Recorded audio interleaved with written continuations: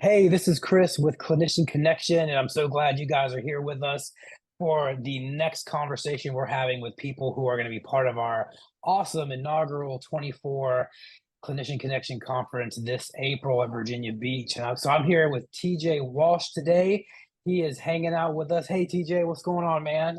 What's up, man? Chris, it's so good to see you. It's so good to be able to come on and have this conversation. I'm really excited to be a part of this first conference that you guys are like putting together. I know a little bit about what it's like to put on an event, and Yeah. it is not easy. So I'm really excited that I Oh get my to gosh. get to do this with you. Yeah, it's been a lot of fun for sure. We're excited to have you with us. One of the things my partner Lisa and I talk about in doing this is the need for folks in our field of, any version of the mental health field really to have a conference that like doesn't suck. It's not like a stodgy, button up. And Right. there's nothing wrong with like the more academic professional Totally. conventions. I've Yeah. gone to them, I've presented at them, I've been part of them. But this we want to throw a event where people can like relax, meet Yeah. new people, and where the material they're given is applicable, fun, engaging. And I'm really interested to have you particularly be a part of this because you kind of thrive in what it's like to be like what it's like to embrace the creative part of one's personality in this work, which we were just kind of talking about before we officially Yeah. started this conversation, how that's just not really a part of what any of us learn coming up as therapists. Tell me a little bit just about your passion for that. Where did that come from for you? Like, when did you say, oh my gosh, this is my lane?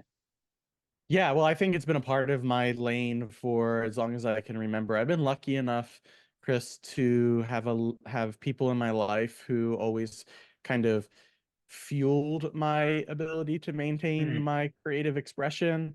Um, Actually, I've been the one in my life who was always kind of trying to stifle that, Oh, um, wow. as opposed to like what a lot of us experience, which is, hey, you got to be more serious, or you got to like really focus, or you can't do that because of X, Y, and Z reason. Um, I've been lucky enough to have people always cheering me on, which I think is so important for anybody, regardless of what they're trying to do in their life, where they are in Yeah. life. We really need to have those cheerleaders. But in particular, I just have noticed that I am more I'm better at my job and my work, and my relationships when I'm able to um, just like be who I am Yeah. without feeling like it's too much or too different, or whatever adjective you wanna throw on Yeah, that. there's something about being your authentic self that I mean, I think in general, anybody who can lean into their authentic self, no matter what they're doing with their life, benefits. But I think in our field particularly, being able to lean into your genuine self is very powerful, man. Could not agree with you more on the importance of it. Like it's cool that you have had like the important people in your life support you. When did you accept that for yourself? Right. So like and I guess I'm assuming that you're like fully comfortable there. Maybe you're not completely fully comfortable there yet, but you know, when did you get to a point where you're like, not only am I going to embrace it for myself, but I'm going to try to help other people see the value and like push them and encourage Right. them. I mean, at different points along the way, I mean, there have always been these moments in time where there is hesitation, or there's anxiety, there's, imposter syndrome. Mm, I think we call it something different now. I don't know. But like, that part of you that just says, you need to like doubt yourself. What you're doing right now is just like too off the wall, or you're never going to be successful with that, right? There's always been times in my life where there's been more of that, and other times when there's been less of that. It took me, so I have my undergraduate degree is in fine art. So I, okay. s- I started off in this world of adulting and like being a professional, completely different side of the coin in a lot of ways than what I'm doing now. So I went to art school, and I went in as a painting major. I started school as a painting major, and then I lost the balls to actually like follow through with that major because, the my generation and my family first ones to go to college, right? So there's always Mm. been this like um not necessarily like explicit like um push, but an implicit push to like do something that is going to be, you know, have a good return on your Yeah, investment. yeah. Yeah, So kind of the old stereotypes of like you're not going to make any money you're not doing going to make any that. money, you're going to fail, go on, do something safer.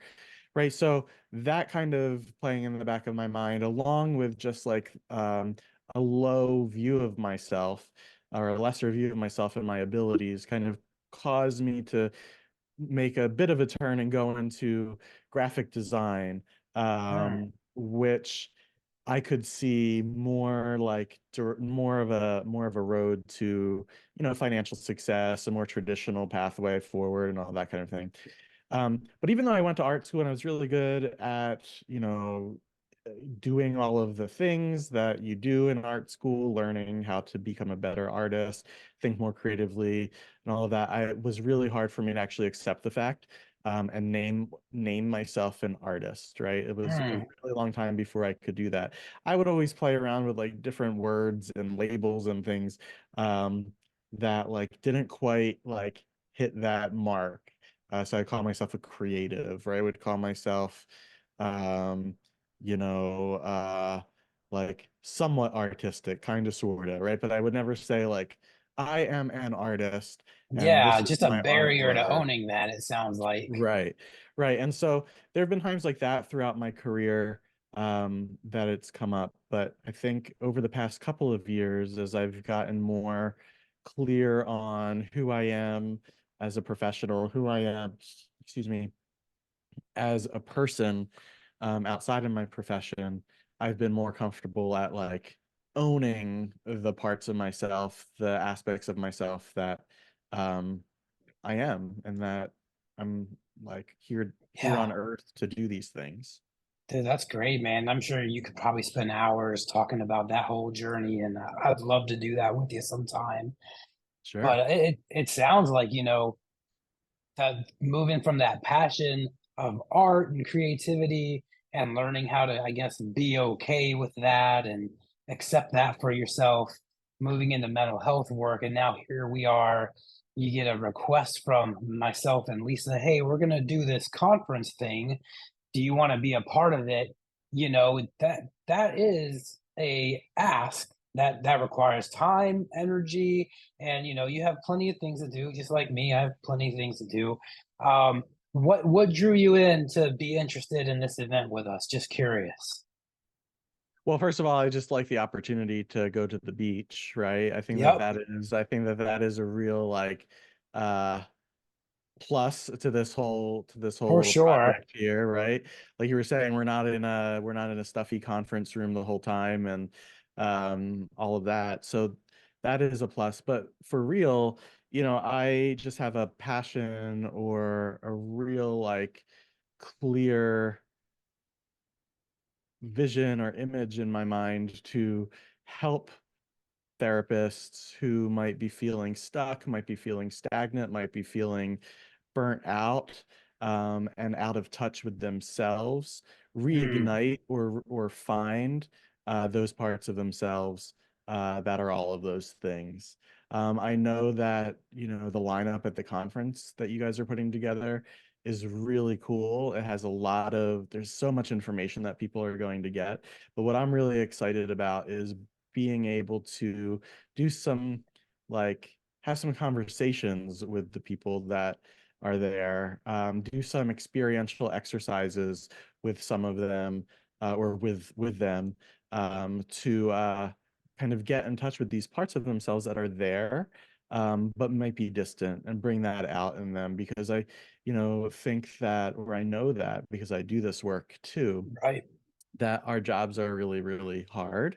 um, our time is really stretched, and we don't really spend a lot of it like focused on, you know, what is my own authentic or genuine expression of me, right? How am I showing up in my life, in the room with my clients, on screen with my clients, in a way that really allows them to get to know who I am, because that does improve clinical outcomes, much to the like chagrin of like those old like theory books and stuff. Yeah, for sure. We've learned so much, and I think um, I see every day and have conversations every day with therapists and people in the helping professions that they're afraid to put themselves in the room. They're afraid to draw on their experiences. They're afraid to embrace their stories and allow that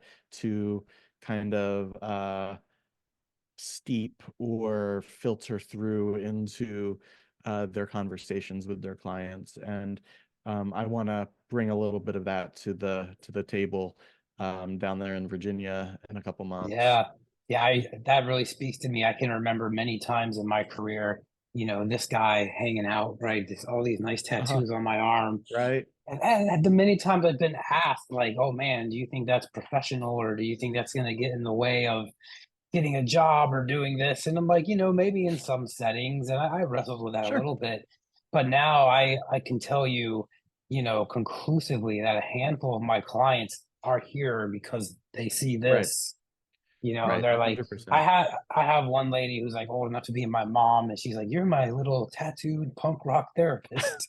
I'm like, "Hey, if that's what if because it, I think anybody who's looking for help or support, they want a genuine connection, Yeah, and so if they get the genuine version of you, and it's a fit, because sometimes that genuine connection might not be the right fit for any given client, but that genuineness, it just melts away so many of the barriers or the questions that somebody might have before trusting you with their journey. So, for sure. and yeah, it speaks a lot to me with what you're saying. Tell me if I attend your workshop, or anybody who's watching comes down and sits in with your workshop with us, what might they expect to get from their time with you? Yeah. Well, I hope that we'll be able to have some good dialogue back and forth. I don't I can one of the things I'm trying to break out of is the professor version of myself.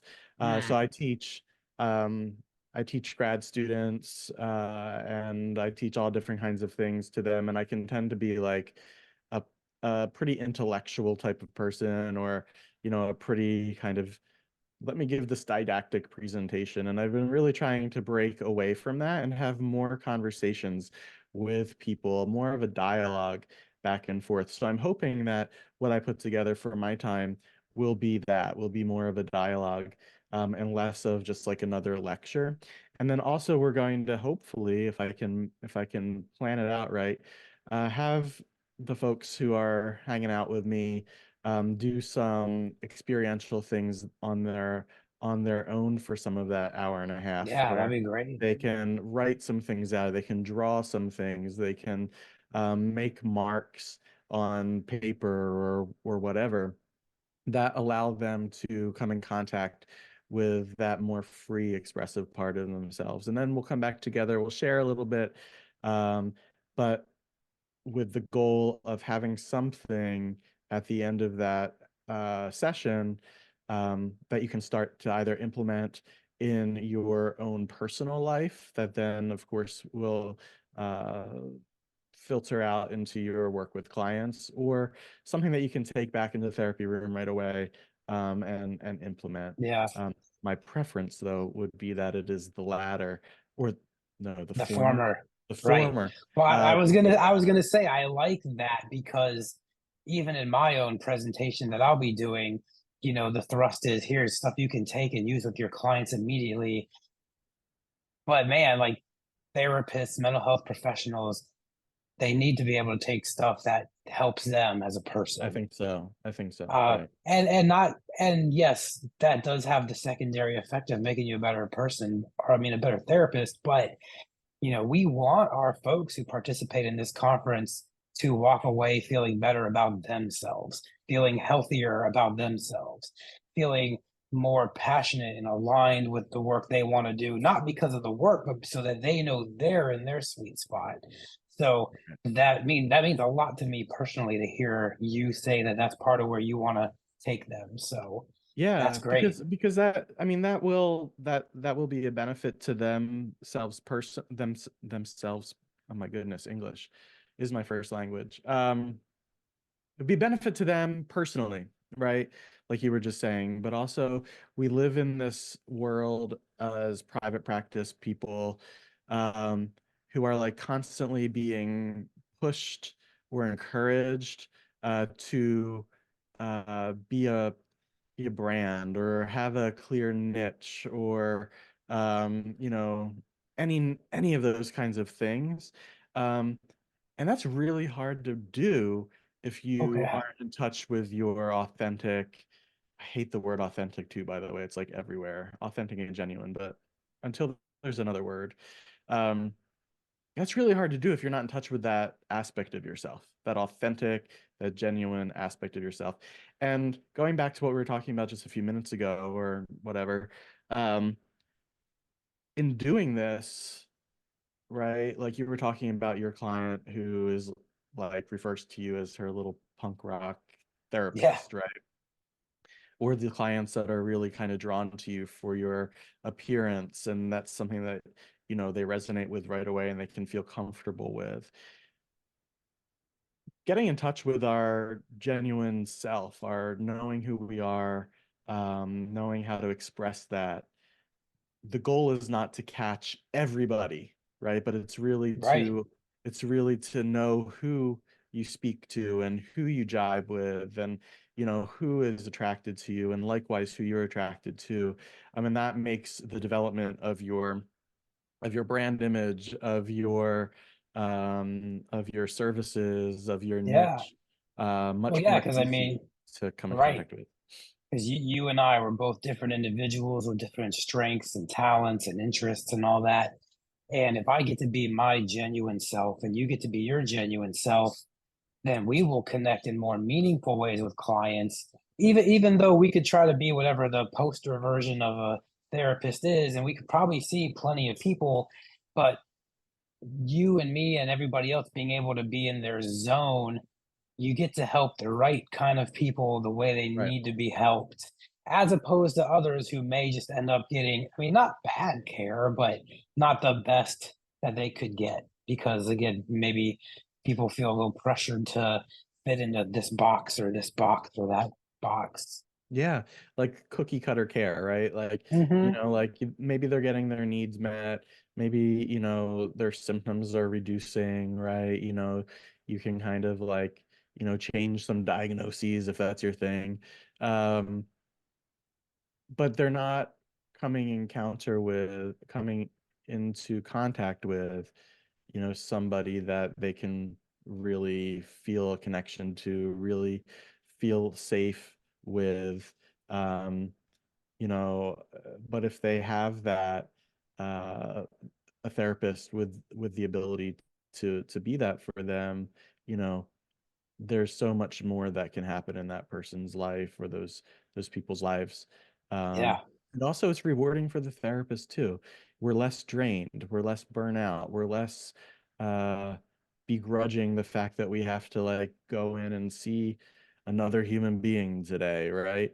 We're more our moods are more stable, right? We're less stressed out. So, if we're really playing in our lane, finding our flow, whatever buzz term you want to throw in there, like the better off we're going to be. For sure, man.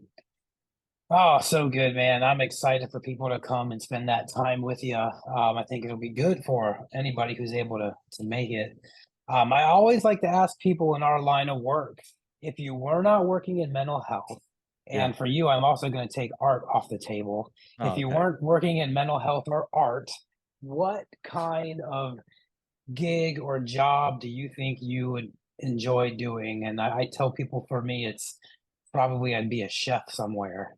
You'd be a chef somewhere. Yeah, chef is a pretty good one. I love cooking. I'm not gonna take yours though. Oh, Um, I like doing it. I'm not good at it at all. I just am you like, just that would be like the fun. action, the I'm activity of like, like yeah, putting things together. Yeah. that seems like that'd be fun to do. Yeah, it's yeah, I love it. But for me, there's a boring one or maybe a more boring sounding one and a maybe more I don't know, whatever. I would either be a lawyer because I like to fight and I Fair like to enough. like I like to get my point across and I like to debate. So I'd be maybe an attorney or something like that. But the thing that really I'm really always interested. Oh, I have two others. Go The ahead, lay it out. I always okay, so then I'd love to be like a front desk worker at a really nice hotel. I think that that is like really something that I'm interested in for one reason or another. One of them being like I just love to see the different types of people that come in and have different interactions with them and also like make sure that they're like taken care of and their needs are met. That's fun. And then I would be any job that gets a walkie-talkie at the airport. I would love to do that. I love airports. I love them. I don't know why, but that's I've usually the most never exciting part. ever heard anybody say I love airports. I Never. I'm weird, man. I appreciate the airports. They do great things for me, but I've never heard somebody passionately share their love of airports. Oh my That's gosh, cool, I love man. airports. I would go, my dad would take me to we're in Philly. I'm from Philly. And there used to be the ability to like more easily like pull off of 95 that runs next to Philly Mm, and get closer to the airfields where you could see like the planes coming in and taking off and stuff. That was like my favorite thing to do. And I just love the energy of like people coming and going and like yeah, all of that stuff. So I hate airports until I'm through security. And then once I'm on the other side of security, I would yeah. live there for a while. I find them fascinating. Every time I'm going through one of the bigger ones, I'm like, this is like a whole city, a whole little Yeah, city. it's insane. It's insane. Well, dude, thank you so much for taking the time to talk with me today. And before we let you go, if anybody wants to find you online to see what you're up to, what's the best way for them to get you? Yeah, sure. So the best way that they can, I'm revamping it right now. It's kind of like a disaster. But you can always get in touch with me by going to my website, tjwalshcoaching.com. You can also see what my private practice is about, tjwalshtherapy.com.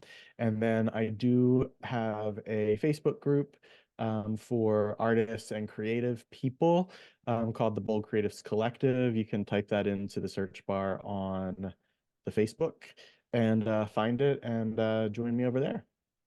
Right on, man. Well, guys, check him out, see what's going on. And if you haven't got a ticket for the conference yet, it's clinicianconnection.net, or you can email me at hello@clinicianconnection.net, or just find me on Facebook and send me a message. And man, it's going to be awesome. And can't wait to see you guys at the beach. Thanks, TJ.